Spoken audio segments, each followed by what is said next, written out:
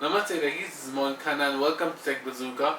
Today we're going to review the Honor B, which is a budget-oriented smartphone by Honor.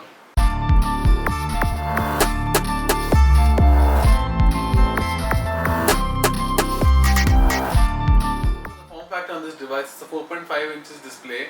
It's a TFT panel with 480 by 584 resolution. The display is sharp enough and it doesn't have great viewing angles, but it does look great. Colors are sort of vibrant and it's sort of okay. So coming on to the front, we have three touch capacitive buttons. At the top, we have a front-facing VGA camera. At the back, we have an 8 megapixel camera with dual LED flash. Now that camera is really interesting because it has dual LED flash, and at this price bracket of 4,500 to 5,000 rupees, there's no phone under this range to deliver that. So that's very interesting. Coming over to this overall build quality, it is very squeaky, but it feels a bit strong somehow. To the right, we have the power lock and unlock button with the volume rockers. At the bottom, we have the power charging and data syncing port, and at the top, we have the 3.5mm headphone jack.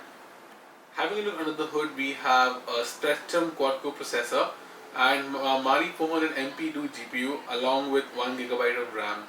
So when you actually look at the spec sheet, it is sort of good at the performance. I've tried playing Asphalt on it. As you can see, the game runs pretty smooth.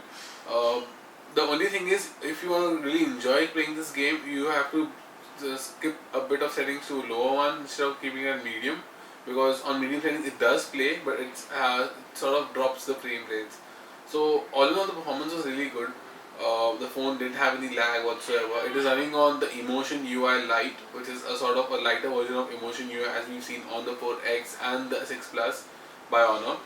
So the overall UI is pretty nice and simple, and the phone seemed great. Talking about the camera on this phone, as I said earlier, it has an 8 megapixel camera at the back and a VGA camera on the front.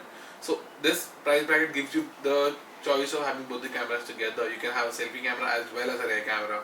And the best part about the rear camera, it's an 8 megapixel shooter. You get to shoot full HD 1080p videos, as well as you have a dual LED flash, which is not being provided by any of the smartphone manufacturers in this range, which is really cool.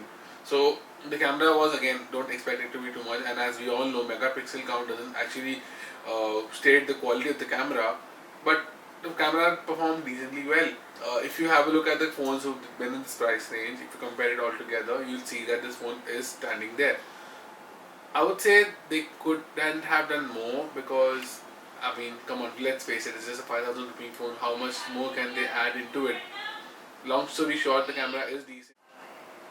So concluding this, I wouldn't say they could have done lots in the camera segment. I mean, the camera application is pretty decent. You have full HD video recording, you have features like panorama, but there are no other special features which are seen on a much better platform device. All in all, I would say the camera is good, and in that price range, it fits in perfectly. Coming to the user interface, we have the Emotion UI 3.0 Lite running on this phone. It is very similar to the Emotion UI we've seen on the Honor 6 Plus and the Honor 4X. All in all, it is not very heavy on the phone, and the hardware is very well adapted to it. You enjoy using the phone with the UI, and UI has a very fresh look into it. There are certain accents which you really love. All in all, a good user interface and something fresh given by Honor here. The phone is powered by a 1730 mAh battery. Now this battery can last a day if you're not gaming a lot. I feel the battery is somewhat appropriate for this sort of a hardware. Also, this phone doesn't have 4G LTE. It has dual SIM card slots though, and both the SIM cards support 3G, so that's good. So I guess the battery feels great here, and it lasted a day for us at least. So now coming to the verdict of this phone, whether you should be buying this phone, I would say if you have a 5,000 very close budget and the pricing is somewhere around 5,000 rupees, this phone is perfect for you. It has good specs. The display is nice. Performance is decent enough. You can play Asphalt on that phone, by the way, so that's really cool. The camera has dual LED flash, which is a good USP which they provided. All in all, it's a great phone and it provides a great value for money. So thumbs up from my side. You should really buy it.